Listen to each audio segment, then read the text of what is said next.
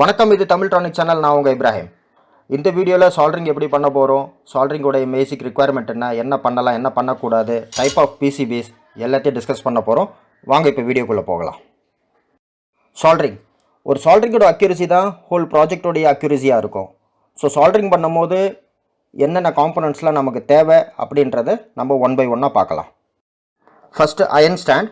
இது ஒரு soldering iron வைக்கிறதுக்கான ஒரு நார்மல் மெட்டாலிக் ஸ்டாண்ட். அடுத்தது சால்டரிங் அயன்.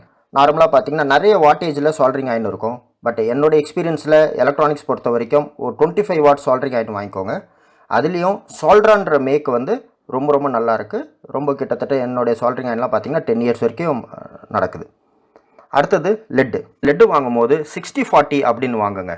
60-40 அப்படின்னா 60% டின்னாகவும் 40% வந்து லெட்டாகவும் இருக்கணும். ஸோ எந்த கம்பெனி லெட்டு வாங்கினாலும் 60-40 அப்படின்னு வாங்கிக்கோங்க.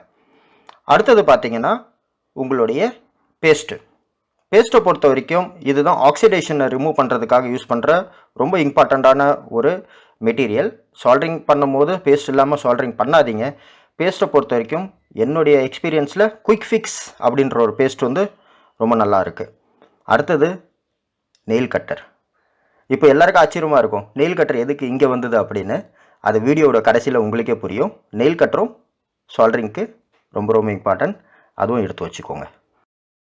சால்டரிங் ஸ்டார்ட் பண்ணுறதுக்கு முன்னாடி யூஸ் பண்ண போகிற பிசிபிஸ் பற்றி தெரிஞ்சுக்கலாம்.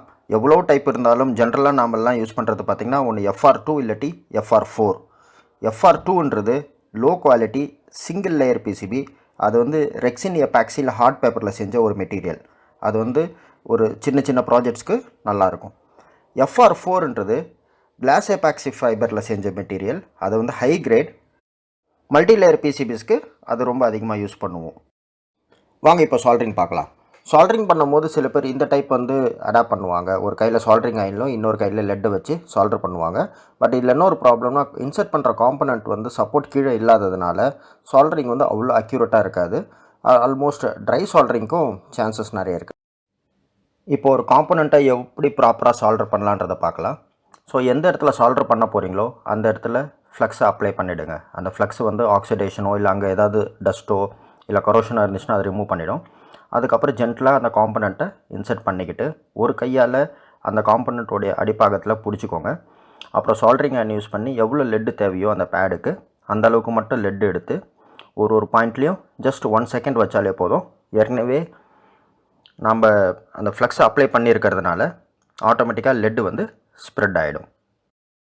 இந்த மெத்தடில் ஃபஸ்ட்டு ஃப்ளக்ஸை அப்ளை பண்ணிவிட்டு அதுக்கப்புறம் காம்பனண்ட்டை லெஃப்ட் ஹேண்டால் கீழே அழுத்தி பிடிச்சிக்கிட்டு இன்னும் ரைட் ஹேண்டில் சால்டரிங் ஹேண்ட் வழியாக சால்டர் பண்ணுறதுனால அந்த காம்பனண்ட்டோடைய பிளேஸ்மெண்ட் வந்து மாறாது. ஸ்டார்டிங்கில் பார்த்திங்கன்னா கொஞ்சம் கீழே காம்பனண்ட் ஹீட் ஆகிறதுனால உங்களுக்கு சுடுற மாதிரி ஃபீலிங் இருக்கும். பட் அது வந்து பை ப்ராக்டிஸில் அது சரியாயிடும். இந்த டைப் வந்து ட்ரை சால்டரிங்க்கு பாசிபிலிட்டிஸ் இல்லை. இந்த மெத்தட் வந்து ரொம்ப successful and most efficient method of doing soldering.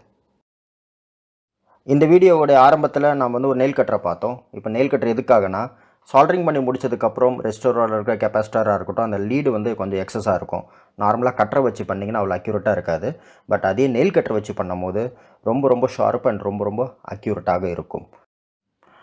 Flex apply பண்ணி சால்டர் பண்ணி முடிச்சதுக்கப்புறம் எக்ஸஸ் லீட் எல்லாமே நெயில் கட்டர் வச்சு கட் பண்ணதுக்கப்புறம் அங்கே பிளாக்காக வந்து அந்த ஃப்ளக்ஸோடைய மிச்சங்கள் இருக்கும். அதை க்ளீன் பண்ணுறதுக்கு சில பேர் ஐபி சொல்யூஷன் யூஸ் பண்ணுவாங்க. பட் நான் ரெக்கமெண்ட் பண்ணுறது ஜஸ்ட் பெட்ரோலை ஒரு ப்ரஷ்ஷில் எடுத்து உங்களுடைய அந்த பிசிபியை ஸ்லாண்ட்டாக வச்சுக்கிட்டு ஜஸ்ட் எப்போவுமே ப்ரஷ் பண்ணுற மாதிரி அதை ப்ரஷ் பண்ணிட்டீங்கன்னா ஆட்டோமேட்டிக்காகவே கொஞ்சம் நேரத்தில் பெட்ரோல் எவாப்ரேட் ஆகிடும்.